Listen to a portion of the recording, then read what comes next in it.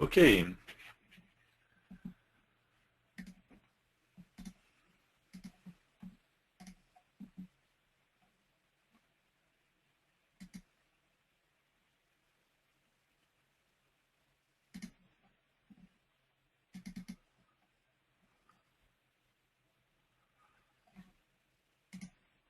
Ok, on va recommencer.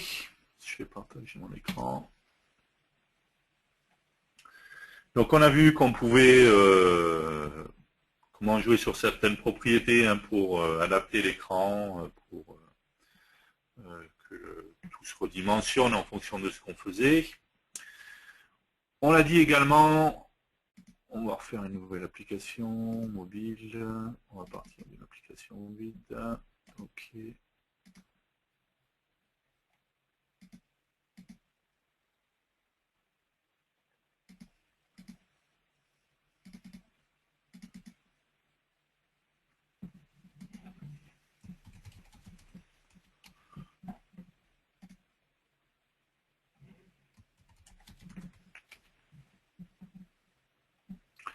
Ok.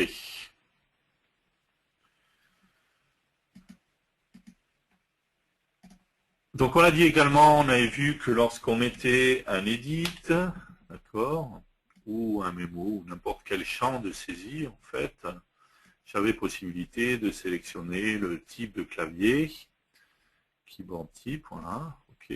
Et dans ce cas-là, j'avais le clavier qui correspondait, qui s'affichait. Il y avait quelques différences iOS, Android, hein, selon les types de clavier. Mais voilà, je pouvais sélectionner. Et on l'a dit, donc là, dans ce cas-là, on va faire appel à un contrôle spécifique à la plateforme, et puis c'est vraiment un appel système à la plateforme, et on va voir le clavier qui correspond et qui est prévu pour Android et pour iOS selon le cas.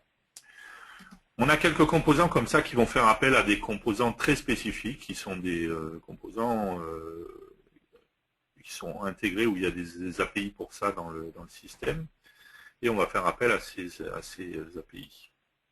On va par exemple avoir le cas, si je prends une combo box, d'accord, imaginons ici que j'ai une combo box. Encore une fois, on remarque au passage hein, que mes composants prennent le look Android, d'accord. Si je m'amuse à passer sur iPhone, alors on va sur iPad, on voit bien que voilà, les champs s'adaptent. Enfin, les champs prennent le look, ne s'adaptent pas là parce que j'ai pas changé. Justement, on pourrait leur dire au niveau d'un champ, prendre le right aussi. Ok. Permettra donc du coup quand je vais sur l'iPhone, voilà, des champs qui vont s'adapter plus facilement. Donc une combo box, vous connaissez ça, vous avez très certainement déjà utilisé ça dans Delphi. On a une propriété items, d'accord. Donc on pourrait mettre Delphi, c'est plus builder, HTML5 builder, Studio. Okay. De la même manière, je vais avoir un composant TimeEdit et également un composant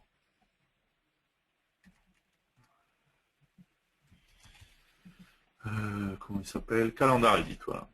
Je cherche date edit et c'est Calendar Edit. D'accord, donc qui est un composant qui me permet de sélectionner une date, de sélectionner une heure pour le time edit. Tous ces composants-là, alors l'edit lui il ne change pas, mais tous la combo, le calendar edit et le time edit vont me permettre de faire des appels à des API très spécifiques qui vont me permettre d'avoir un contrôle qui aura le look qu'il a besoin d'avoir sur la plateforme concernée. D'accord. Donc si je m'amuse ici, j'ai toujours... Okay, je suis encore sur l'ancienne application, hein, sur mon téléphone. Donc dans plateforme cible Android, cible, on est bien sur le Nexus 4. J'enregistre tout ça et j'exécute.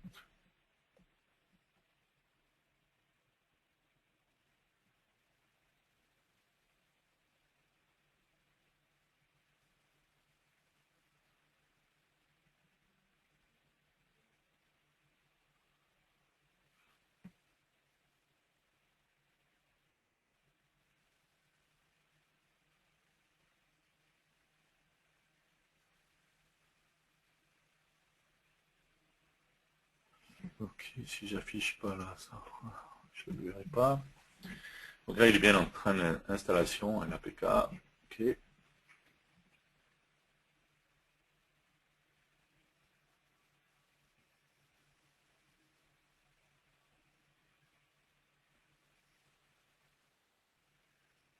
Et j'ai bien mon application qui s'est installée, qui s'est lancée sur le téléphone.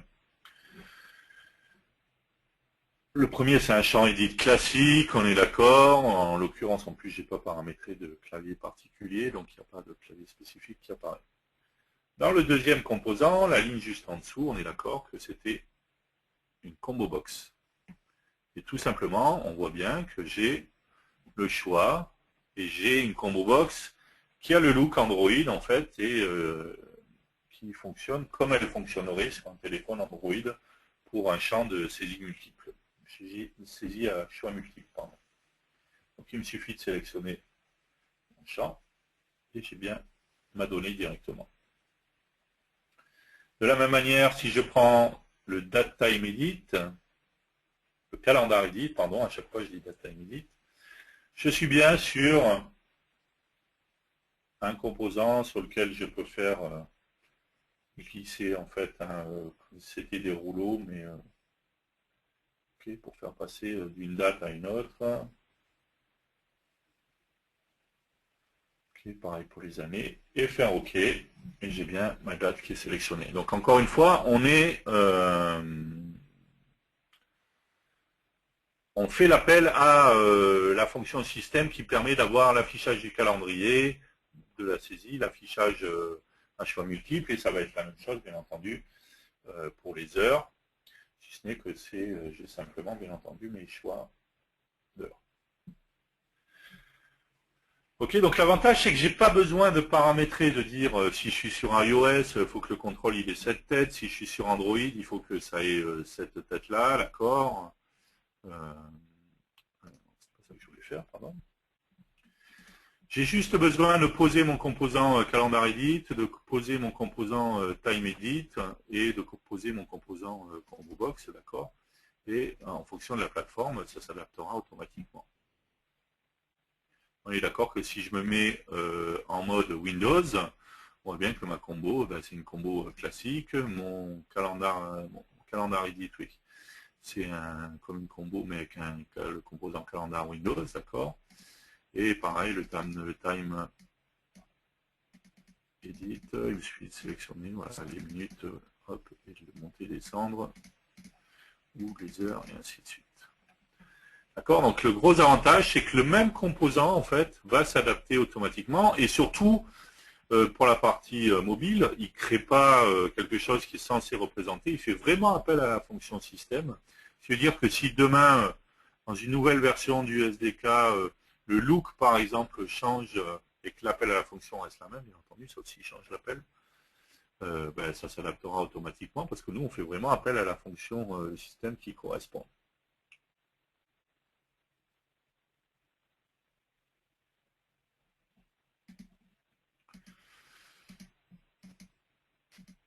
Ok, donc ça va pouvoir se faire très simplement du coup avec ces composants-là directement. Donc, encore une fois, on voit la facilité pour créer quelque chose, que ce soit sur Android, que ce soit sur iOS et autres.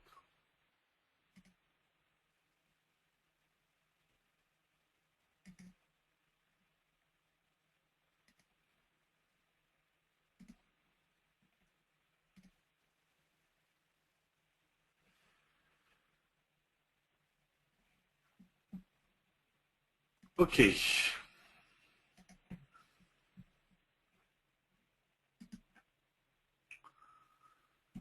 On va continuer pour montrer d'autres choses. On va refaire une autre démo. Hop. Après, on va créer un peu nos applications dont on avait parlé. Je ne sais pas si on aura le temps de créer les deux, du coup. Le but, c'était pas tellement, surtout dans le premier épisode, les applications. Des applications assez simples. C'était surtout de montrer tout le reste, le paramétrage. Ce qui peut être important, des fois, d'accord, c'est d'avoir des choses qui vont s'adapter. Donc, on a vu si on connaît toolbar, si on prenait un bouton, d'accord, en jouant avec les alignes, que du coup on pouvait adapter les choses. Ok, align right, ici, ok. Après, on peut jouer avec les styles pour accéder à tous les types de boutons qui existent. On l'a dit, voilà, clear edit par exemple, peu importe. Par contre, ce qui pourrait être intéressant, c'est de définir une zone. Donc là, du coup, quand je passe comme ça, c'est bon. Et quand je change encore une fois de taille d'écran, ce sera adapté aussi. Mais ce qui pourrait être intéressant, c'est de dire que la zone centrale, par exemple, pareil, elle va s'adapter en fonction de ce que je vais mettre et que tout se redimensionne automatiquement. Alors, on a plusieurs possibilités. On va voir un petit peu les possibilités qu'on a. Il faut savoir déjà que dans FireMonkey, mais ça encore une fois, on l'a déjà dit, donc ce n'est pas quelque chose sur lequel je vais revenir en détail. Je vous encourage à aller voir les anciennes saisons où on parlait de FireMonkey. Un des composants de base qui est très souvent utilisé, c'est le composant Layout. D'accord ? Si on regarde ici dans Dispositions, j'ai différents types de composants Layout.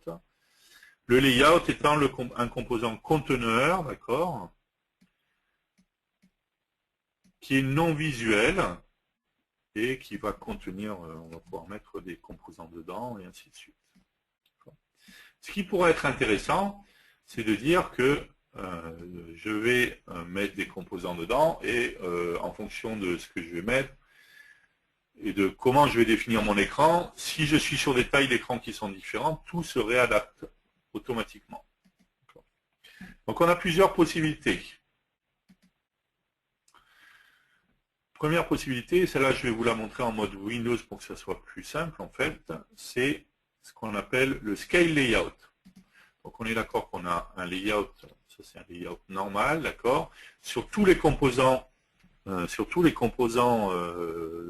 Delphi, FireMonkey, donc c'est plus user, on a la notion de scale, d'accord, donc sur n'importe quel composant, hein, si je prends un bouton, enfin, même si je sélectionne ça, on voit que j'ai la propriété scale, c'est l'échelle des composants. Je ne vais pas revenir en détail aussi là-dessus. Je peux jouer sur l'échelle des composants. J'ai un composant donc qui, dans les composants layout, j'en ai un qui est un scale layout. Ce layout-là a la particularité d'avoir un impact lorsqu'on va le redimensionner à l'exécution. Et j'insiste bien sur à l'exécution.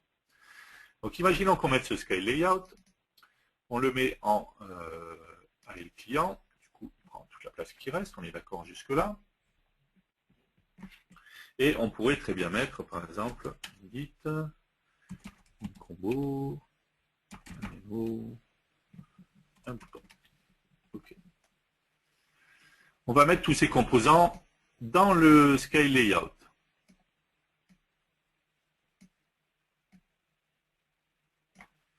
Ok, le mémo là. Okay.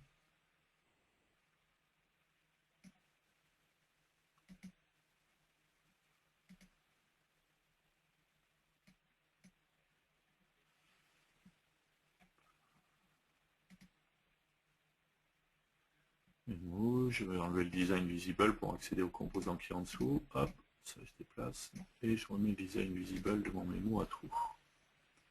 Il se remet tout seul dès que je sélectionne. Ok, on va mettre ces composants là comme ça. Ok, et comme ça.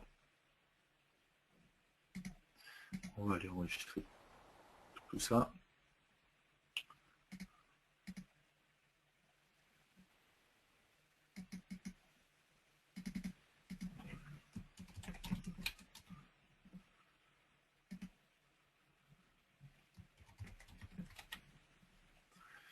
Ok. Donc on est d'accord, on l'a vu tout à l'heure, j'aurais pu jouer sur les onshore si je voulais pour que ça redimensionne, mais le but ça pourrait être aussi de dire, quelle que soit la taille de l'écran, je vais garder les mêmes proportions et je vais réadapter le tout. On a positionné ces composants dans un scale layout. La particularité du scale layout, c'est que on va le définir à la conception. Quand on va exécuter l'application, si je change la taille de mon scale layout à l'exécution, encore une fois, j'insiste bien, il va jouer sur sa propriété scale. D'accord ? Donc il va augmenter le scale en X ou en Y en fonction de la nouvelle taille. comme les composants sont les enfants du scale layout, automatiquement, ça jouera sur la propriété scale de tous les composants. Je rappelle que dans FireMonkey, tous les composants sont vectoriels, d'accord? Donc, il n'y aura pas de pixelisation ou ce genre de choses. Ce qui veut dire, alors pour le voir plus simplement, hein, on va le prendre en mode Windows, tout simplement parce qu'on pourra agrandir la fenêtre comme on veut. Donc, ce qui veut dire que si j'exécute mon application ici, imaginons donc je suis sur mon téléphone, j'ai bien mon scale layout, là je suis à l'exécution, plus à la conception. Imaginons que je passe sur une tablette, d'accord, ou sur un téléphone beaucoup plus grand, voilà. Automatiquement, la taille de mon écran s'agrandit, d'accord.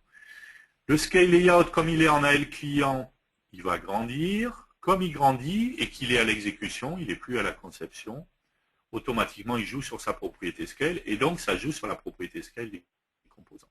D'accord. On le voit, même si je suis sur un téléphone plus petit, automatiquement, tout se réadapte directement. Donc ça peut être intéressant et ça peut avoir un intérêt. La particularité de ça, par contre, c'est que si je m'amuse ou si j'ai un écran qui va changer les proportions en fait que j'ai, si j'ai un écran qui est comme ça,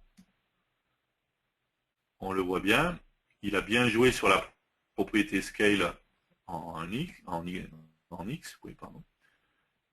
Mais mon écran est tout ratatiné, tout simplement parce que comme il n'a pas beaucoup grandi comme ça, il n'a pas joué sur la propriété scale en Y. Donc du coup, j'ai des composants qui ne sont pas trop... pas terribles, quoi. Si par contre, la proportion avait été gardée, par rapport au schéma d'origine, là, ça aurait été plus correct. Donc ce qui est important avec le scale layout, c'est de bien se rendre compte que si je garde les mêmes proportions, ça va aller. D'accord. Si je ne garde pas les mêmes proportions, par contre, il y aura un problème. On est d'accord que le scale layout n'a un impact qu'à l'exécution, pas à la conception. Si ici je change ma taille d'écran, okay, je me suis mis comme ça, on voit bien que mes composants ne bougent pas, tout simplement parce que là, il est à la conception. Donc pour lui, c'est là que je design mon écran. Donc, il va garder, par contre, si j'exécute, après, il va garder cette proportion-là et cette taille-là. Et dès que je vais bouger à l'exécution, si on exécute ici,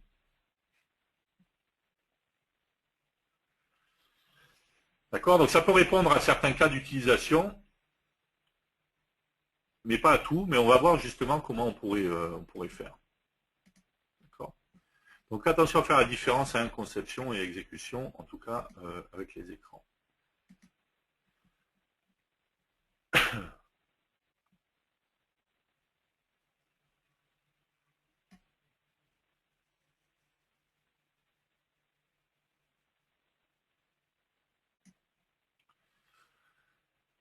Ok, alors en fait, si je regarde, j'ai Original Width et Original Height, qui sont les tailles à l'origine, en fait, de mon scale layout, et c'est en fonction de ça que ça changera. Donc si je joue là-dessus, ça pourrait changer à la conception également. Mais comme Original 8 et Original Width par défaut à la conception sont égales à Width et 8, si ici je mettais 200 par exemple, et ici 100,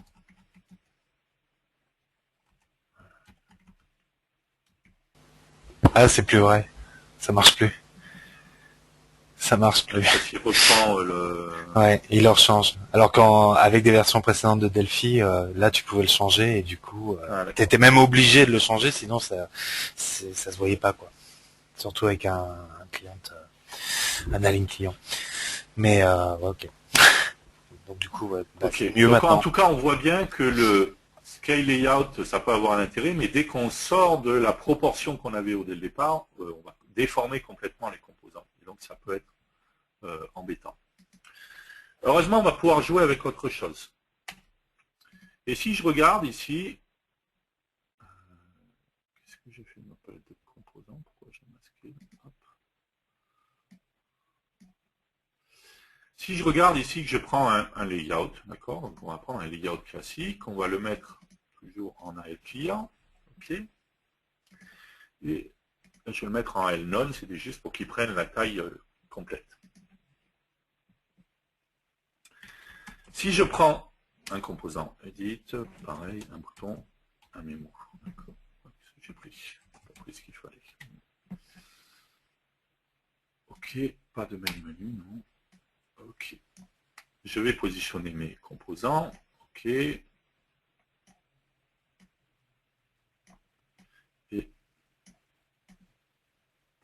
on est d'accord que si je fais ça avec un layout classique, que j'exécute mon application en mode Windows, d'accord, que si j'agrandis la taille de mon écran, même si, enfin là je l'ai mis en AL Node, mais même si je le remets en AL client, ok.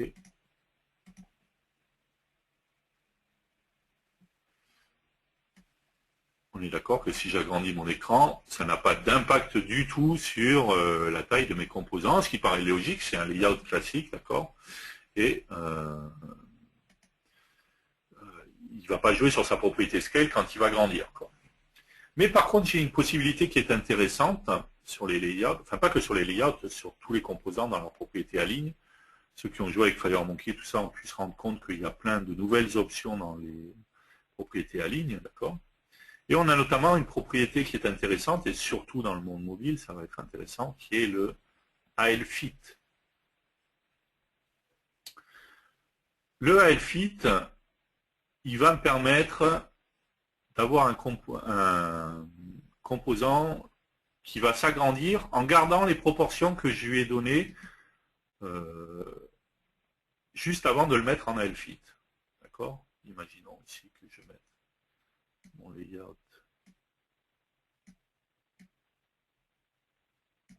Ok.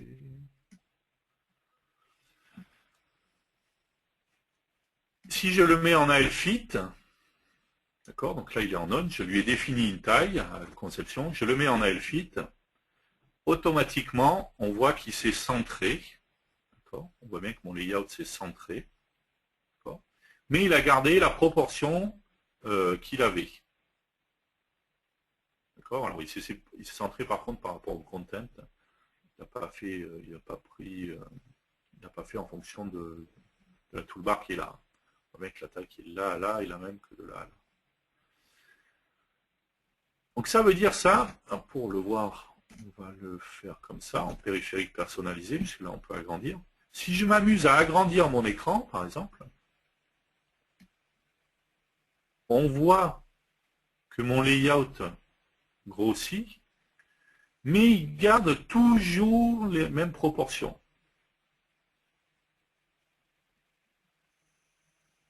D'accord? Même si je suis très petit, à chaque fois il va se centrer, mais surtout il va garder toujours les mêmes proportions.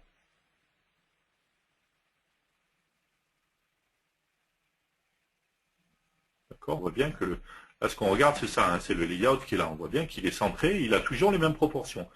Toujours la même proportion hauteur-largeur, hein, quelle que soit la taille que je définis ici. Si on revient ici sur un Google Nexus 4, il est comme ça, mais si je passe sur un iPad, il s'est agrandi pour prendre la plus grande taille qu'il peut avoir dans l'écran, en se centrant à chaque fois, mais en gardant la même proportion.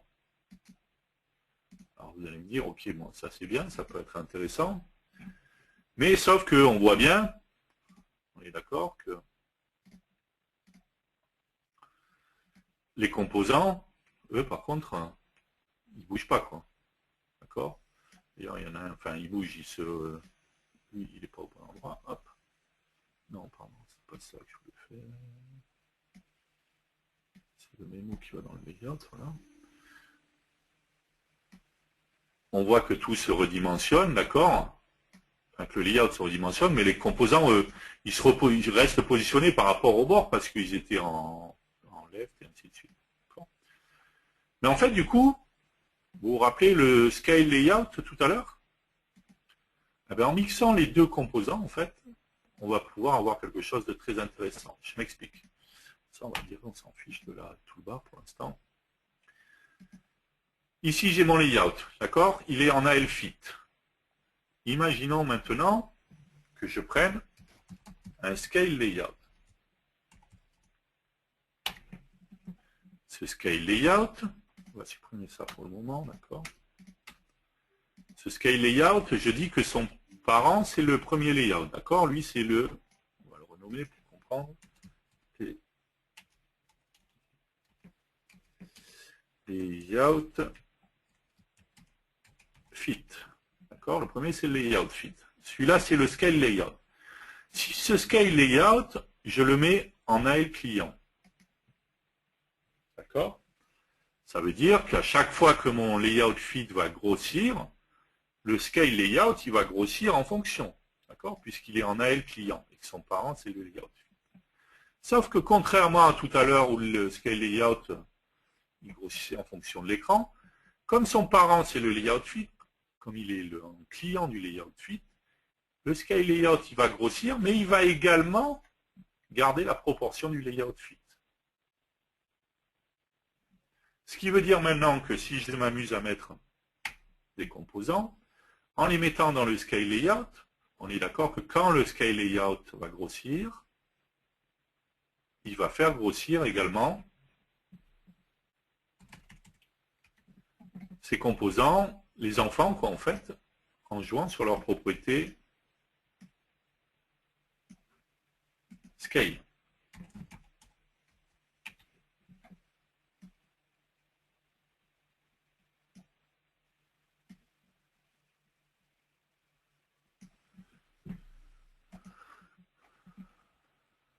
D'accord. Donc si on exécute ça en mode Windows, pour le voir plus facilement, on verra après en passant les différents.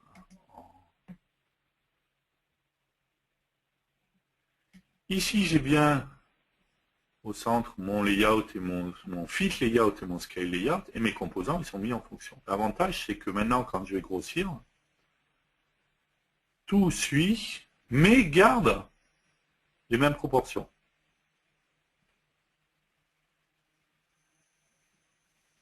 D'accord.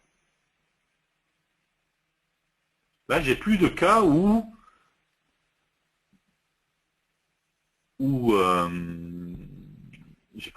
les composants sont déformés parce que j'ai tout le temps les mêmes proportions, puisque le composant qui est le plus haut, il a un alignement en AL fit en gardant les proportions, et comme l'autre il est en AL client, ben, il suit forcément ce que fait le parent.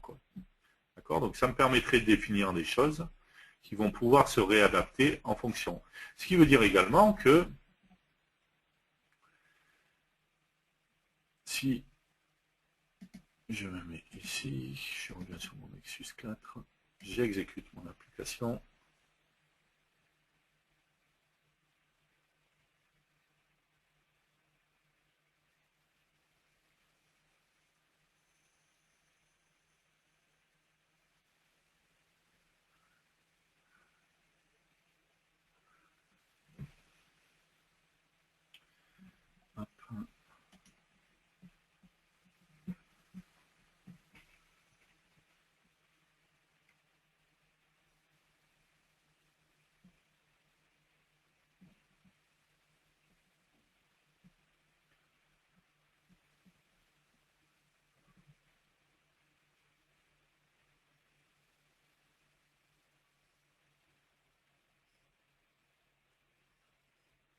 D'accord, donc j'ai bien mon application ici.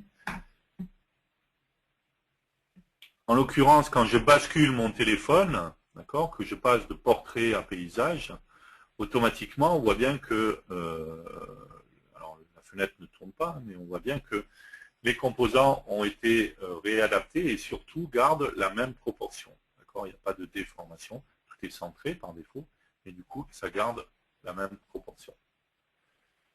D'accord? Donc on le voit bien ici, je retourne mon téléphone. Hein. Ici, je le mets en vertical, en portrait.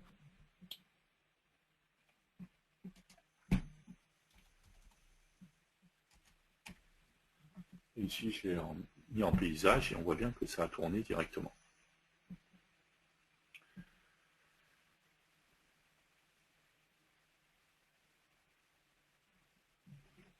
Okay. Donc on va pouvoir jouer avec toutes ces options. Voilà, il a pris l'image pendant que c'était en train de tourner. On va pouvoir jouer avec toutes ces options, les alignements, les fits, en fit, les scales, les onshore et tout ça, de manière à pouvoir faire des écrans, en fait. Encore une fois, le but, c'est vraiment faire des écrans qui vont pouvoir s'adapter en fonction des tailles de device, même si on verra un peu plus tard, hein, dans les autres épisodes, comment on pourrait définir également des écrans qui soient pour les tablettes, par exemple, parce qu'on dit que sur les tablettes, on va faire différemment, et pour les téléphones. Mais même dans les téléphones, on sait qu'il y a des tailles de téléphones qui sont complètement différentes, donc on voit qu'avec toutes ces options-là, en fait, on va pouvoir avoir des écrans qui vont s'adapter. Ok, on va lire les questions, on va refaire une dernière petite pause et après on va continuer. On va finir, je ne sais pas si on aura le temps de faire les deux applications, on en fera au moins une. Cet épisode est particulier, hein, parce qu'on a essayé de voir, on a vu pas mal de choses, on a fait un tour des produits, on a vu des choses sur le paramétrage et tout ça. Bien entendu, les prochaines fois, toutes ces choses-là, on ne reviendra pas dessus. Je ne vais pas vous réexpliquer le paramétrage, l'émulateur, tout ce qui est à paramétrer pour Android et ainsi de suite. Donc on ira directement au développement de l'application.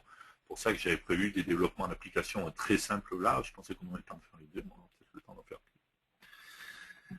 Alors, les questions. Comment accéder au bouton standard de système Android? Flèche, retour, paramètres, etc. Donc c'est ce qu'on a vu. Hein. Donc si on prend un bouton, on va dans Style Lookup, et dans Style Lookup, on va trouver tous les types de boutons qu'il y a. Donc il y a les flèches, voilà ça par exemple. Il y a compose tout le bouton. Et encore une fois, ça s'adaptera en fonction de la plateforme, même si je bascule sur iOS, on voit que l'icône s'adapte en fonction de ce qui existe. On voit bien ici que je suis sur iOS, et donc du coup, si je prends la caméra par exemple, voilà, caméra tout button.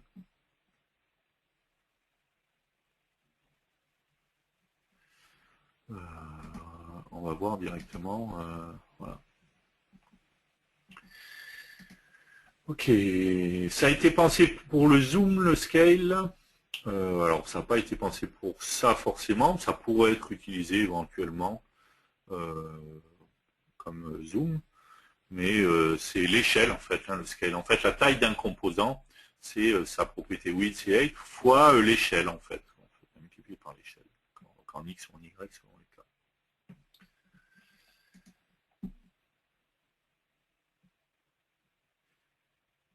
La taille des boutons ou autres composants est-elle modifiable en cours d'exécution par une espèce de glisser du doigt? Bah, c'est à vous de le coder. Hein. Les boutons, ils ont une propriété width, une propriété height. Donc, si vous codez que la taille change, elle pourra changer. Attention, si par contre je mets quelque chose en AL client, on sait bien que voilà, même si je modifie la taille, ça ne va pas avoir d'impact, quoi. Mais sinon après je peux modifier. Ça c'est du Delphi traditionnel, hein, c'est pas particulier au mobile. Là. Vous pouvez zoomer sur votre téléphone, c'est une propriété de la fiche. Non, je ne peux pas zoomer, je pense que vous parliez peut-être de ça. C'est juste une fonction qui non, pas ça. Fait, pas ça. Pour agrandir. Pas ça en fait, c'est si tu pinches ton tel lui-même. Est-ce que automatiquement tu peux zoomer Je pense que c'est plutôt ça la question. Tu sais, comme sur une image. Ouais. Et il faudrait coder les gestions. Voilà. Tout à fait. Donc on le verra, on a notamment dans les applications, on a une application de gestion de photos. On verra comment on gère le fait de zoomer, de faire tourner une photo, ce genre de choses. Voilà, on codera ce genre de choses. Gesture doit être fils de la forme ou on la met n'importe où. Ben, vous verrez ça dans l'épisode sur l'application des photos. On a différentes possibilités justement sur les photos. Enfin, c'est pas sur les photos, sur les gestures, je veux dire. Soit on met ça sur un composant spécifique, si on veut définir que les gestures soient prises en compte que sur une zone spécifique. Soit on peut mettre ça sur le fond, sur la fenêtre en fait. Et après, peu importe où on fait le mouvement en fait. Tout dépend.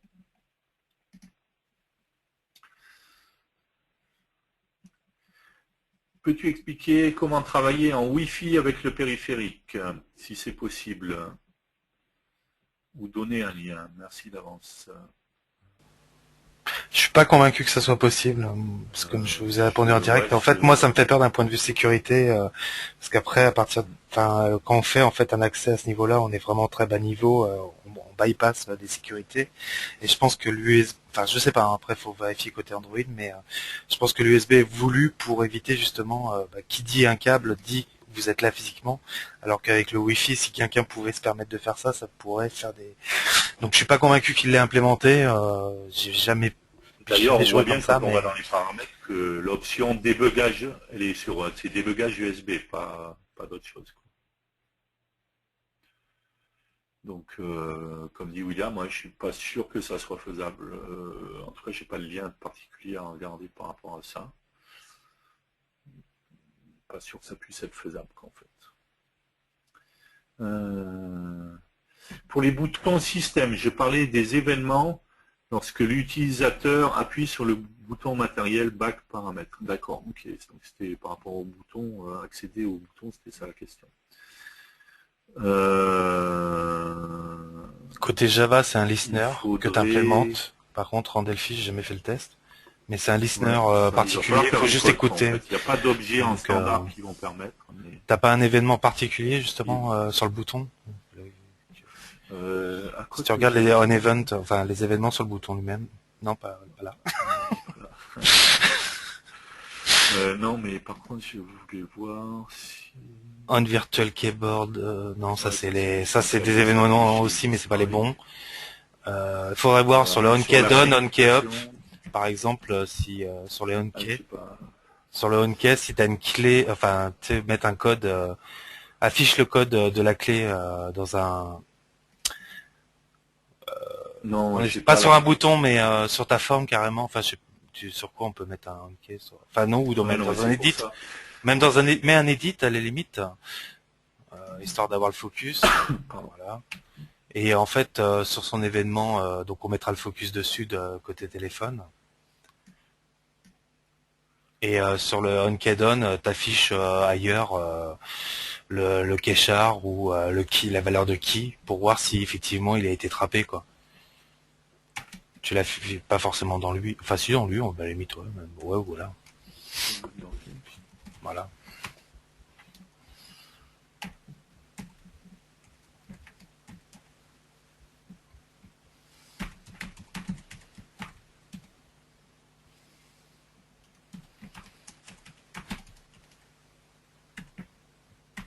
Ouais. Et là, si la valeur change quand tu appuies sur ta touche retour, c'est que c'est bon, sinon il faut implémenter autre chose, quoi.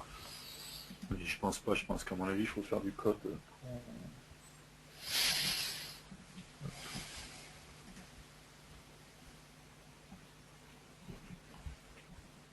Parce qu'après, il y a un problème, c'est que normalement, ça provoque un back, c'est-à-dire si tu as ouvert une deuxième fenêtre, normalement, tu es censé revenir sur la première par défaut, sauf si justement tu l'override. Mais donc, je sais pas comment il va se comporter.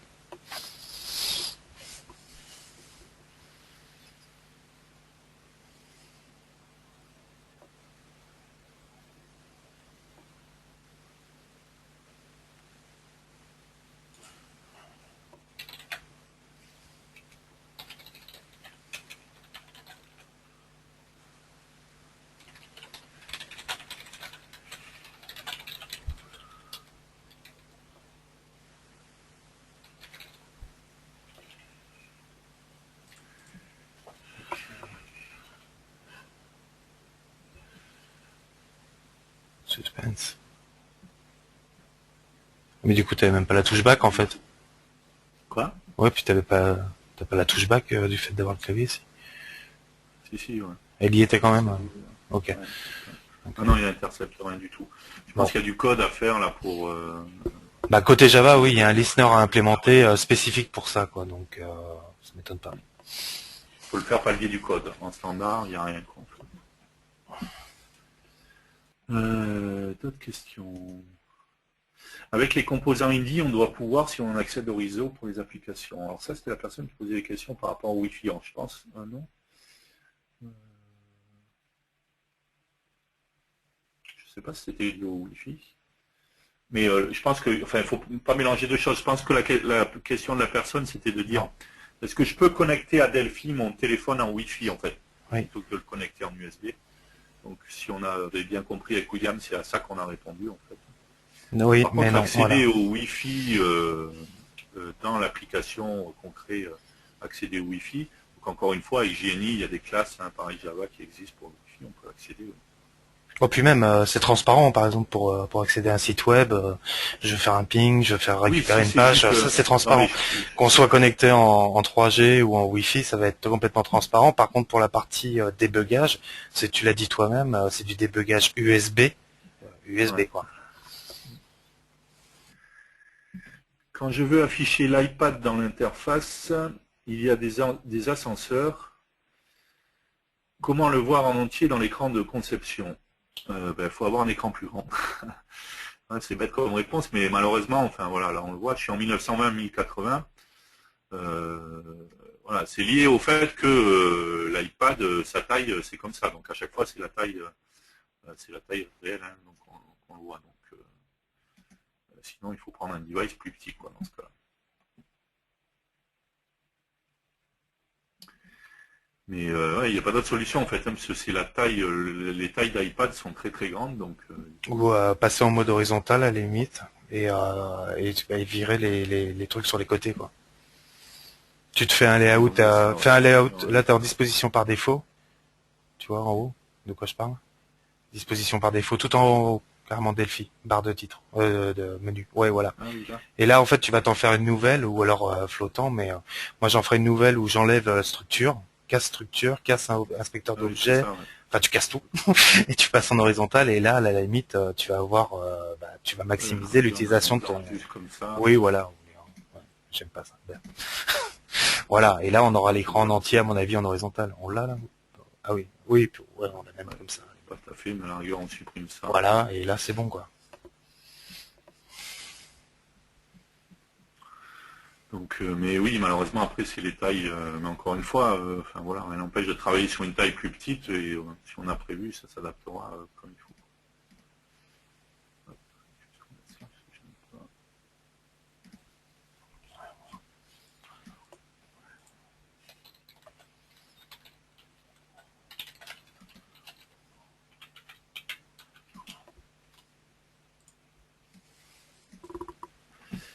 Ok. Connaissez-vous un site expliquant la récupération des listeners Java vers Delphi? Non, mais je vous ai dit, il y a un des épisodes où on verra,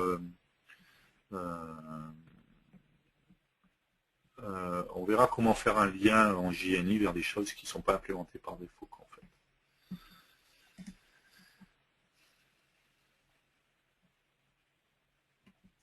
Pour info, j'ai trouvé cette appli ADB Wi-Fi en espérant que ça puisse aider le requérant.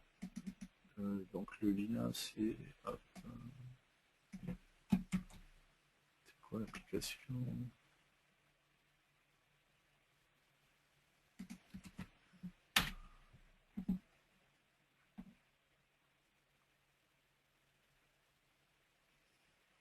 Si ça fait ce qui est écrit sur le papier dans la description, oui, ça peut être une solution. Faut le tester effectivement, mais Ouais. parce qu'après, de toute façon, Delphi concrètement va effectivement faire des requêtes sur ADB.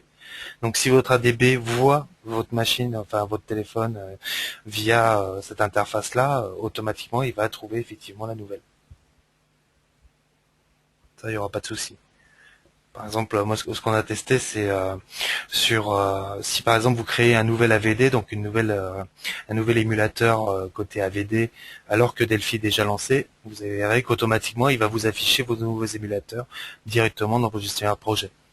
Donc, de la même façon, il vous affichera votre nouveau téléphone, enfin votre téléphone connecté en USB, si l'application en question fonctionne comme c'est écrit. Mais effectivement, on n'a pas fait le test de cette application. Merci pour le lien.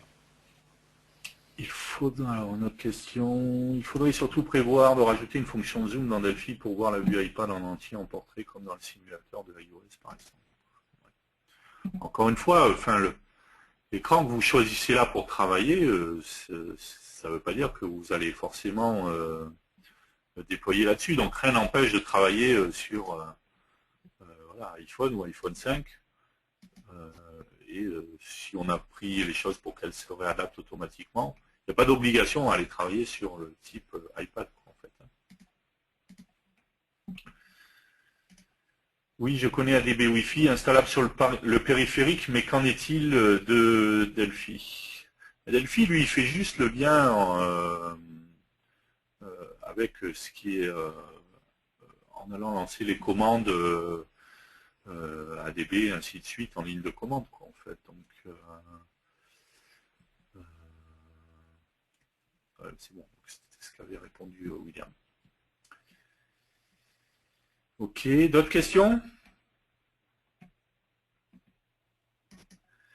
Quelle est l'application de partage d'écran de téléphone sur Android? Donc c'est une application qui a été faite par quelqu'un d'Embarcadero justement pour qu'on puisse faire des démos en montrant ce qui est fait. Sur iOS, il en existe qui sont fournis parce qu'il y a des fonctions de base. Sur Android, on n'avait rien trouvé, donc hormis installer du VNC. C'est pas du VNC, hein, là. Un des inconvénients souvent des applis VNC, c'est qu'il faut router les téléphones, quoi, pour pouvoir les faire fonctionner. Non, c'est une appli Delphi, c'est une appli faite en Delphi en fait. Hein. Donc je ne sais pas s'il n'y a pas quelqu'un justement qui l'a publié. Je rechercherai ça, si quelqu'un qui l'a. Il me semble que la personne qui l'a créé l'avait publié aussi. Je revérifierai ça. Sinon, je vous la passerai de toute manière. Mais elle est à disposition quelque part, il faut que je trouve où, en fait. Il y avait William qui en avait fait une aussi, il y a pas mal de temps. C'est le même principe, hein, de toute manière. J'ai pas implémenté l'auto-refresh. J'ai pas mis de timer, par contre.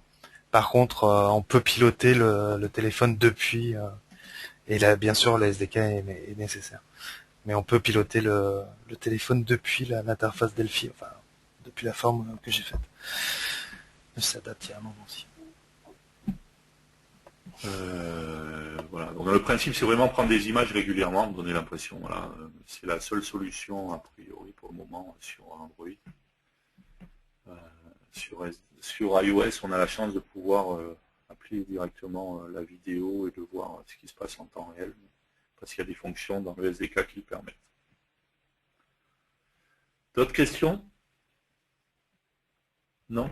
On va faire une petite pause. Bon, on n'aura pas le temps de développer les deux applis, on essaiera au moins d'en faire une. Encore une fois, les applis d'aujourd'hui, elles n'avaient rien de complexe, elles n'avaient rien d'intéressant en elles. Le but, c'était juste de faire quelques applications et surtout montrer, le plus important aujourd'hui, c'était tout le côté paramétrage, voir les options, les astuces qu'on a vues. Et on réutilisera tout ça après. Toutes ces parties-là, on ne les reverra pas les prochaines fois. Ok. Petite pause café, c'est l'heure du goûter, un petit peu dépassé d'ailleurs. C'est l'heure des croissants, des pains au chocolat. Vous pouvez m'en envoyer, il n'y a pas de problème. Et on se retrouve dans quelques minutes. À tout de suite.